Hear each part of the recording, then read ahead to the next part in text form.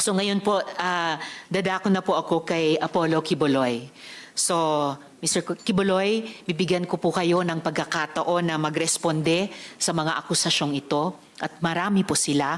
Pero unang tanong po, ilan ang miyembro ng KOJC? Salamat po, Madam Chair, sa pagkakataong ito na makaharap ko ang lahat ng mga nandirito at narinig ko ang kanilang mga testimonya.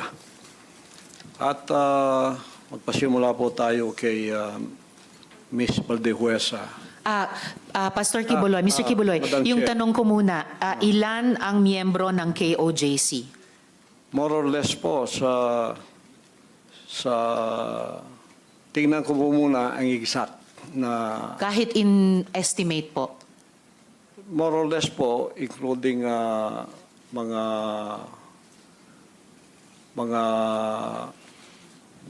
partners, yung ibig sabihin ng partners, yung hindi pa membro, pero covenant partner na sila, mga more or less 7 million.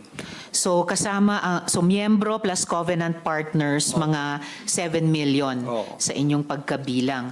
Okay, sa mga follow-up question ko po, dun sa mga testimonya na ng mga victim survivors, sinexually abuse nyo ba ang mga babae at mga menor de edad? At Wala ginamit nyo ba ang relihiyon para i-sexually abuse Wala sila? pong katotohanan yung kanilang mga sinabi.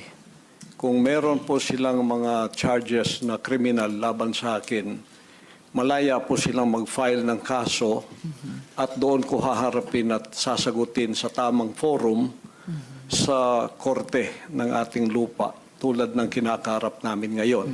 And actually, on that matter and for the record, may at least isa sa victim survivors na dati nang naghain ng kaso sa inyo dun sa Davao, kaya lang dinismiss. Kaya inappeal nila sa Department of Justice. Yun naman pong mga testimonya ni na Ms. Valdehuesa at ni Julia, tinatanggi nyo ba ang mga testimonyang iyon? Tinatanggi ko po, wala pong mga katotohanan yung kanilang mga sinasabi, kundi sa aking paningin ay kabaligtaran. Ngunit hinahamon ko po silang mag-file ng kaso sapagkat ito ay mga kriminal na mga allegations.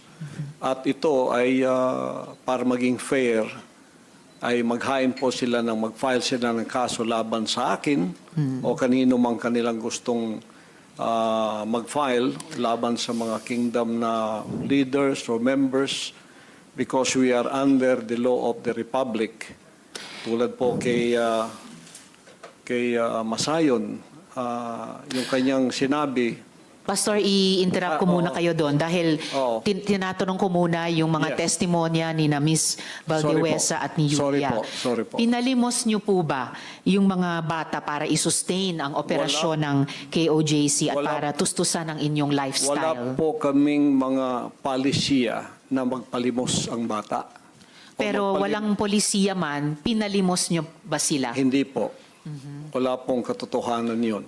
Okay. Eh yung mga adults po, Ganun din po. pinalimos nyo ba sila or pinayagan nyo ba silang maglimos para sa operasyon Hindi po. at lifestyle Wala ng pong KOJC? polisiyang ganon ang kingdom na magpalimos. Wala mang polisiya pero pinalimos nyo ba sila, Hindi yung po. mga adults? Hindi po. Wala pong katotohanan yun. Alright. Pinayagan nyo ba yung pang-aabuso at pag-torture sa mga miyembro nyo? Hindi Halimbawa yung parusang dry fast. Hindi rin po polisiya ng kingdom ang batas ng pagparusa ng tao ay ipapasting para mamatay. Napansin ko po, lagi kayong nagre-refer sa polisiya, pero ang tinatanong ko po ay yung practice. Practice. So, pinaabuso nyo ba, pinatotorture nyo ba yung mga miyembro nyo? Pinapa-dry fast nyo ba sila?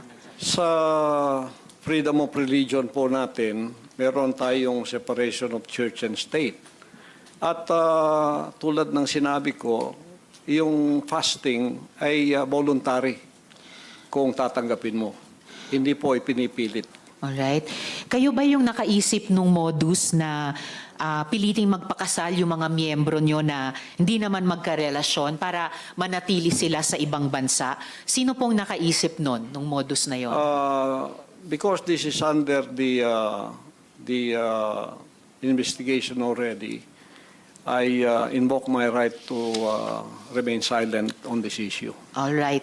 Quickly lang po kay Ate Gingging, yung dry fast po ba, voluntary ba ito? No, for sure. No. All right. Salamat It po. was an instruction. Instruction. So, hindi siya voluntaryo, instruction or utos siya. All right. Salamat po. Mr. Kibuloy, boses niyo ba yung nasa audio file kanina, yung binabantaan mo yung si Stephanie o si Pane? Kailangan po i-authenticate kasi ngayon malakas ang AI. So pero boses niyo ba yon, yung nagbabanta kay Pane o kay Stephanie? It appears na parang boses ko. Pero Alright. hindi ko po ma-authenticate kasi ngayong panahon na to malakas ang AI. At Kaya- sino po si Stephanie Ibarra? Sino po si Pane? Isa po sa mga manggagawa. Manggagawa. Ano po yung relationship o relasyon nyo kay Pane o Stephanie Ibarra? Isa pong manggagawa. Isang manggagawa. Pero hindi ba totoo na kinupkup nyo siya, kinuha nyo sa inyong pag-aalaga nung siya ay 2 years old pa lamang? With this issue po kay Pane, I invoke my right din to remain silent. All right. So, pero sa pagkaalam po namin, inalagaan nyo siya nung bata pa lamang siya. So, parang naging tatay kayo ni Stephanie o Pane Ibarra. Tama po ba? I invoke my right to remain silent Invoke. po sa issue na yan. Okay. Kasi sa audio file naman po, sa kabila nung sa pagkaalam ay kinupkup nyo siya nung 2 years old pa lamang, bata pa lang siya, na parang naging tatay kayo niya. Pero sa audio file, bakit parang asawa? Asawa nyo kung ituring itong si Stephanie o Pane. I invoke my right to remain silent on that Alright. issue rin po. Ngayon po, kino-confirm nyo po ba na meron kayong isang hukbo o private army sa inyong disposal? At ano po iyang tinatawag na angels of death?